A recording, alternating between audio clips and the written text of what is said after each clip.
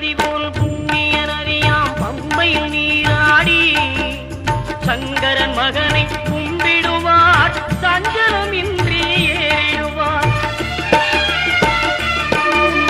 நீலிமலை ஏற்றம் சிவபாலனும் ஏற்றிடுவார். காலமெல்லாம் நமக்கே அருள்காவலராயிருப்பார். தேகபலம் தா பாதபலம் தா தேகபலம் தா பாதபலம் தா தேகபலம் தா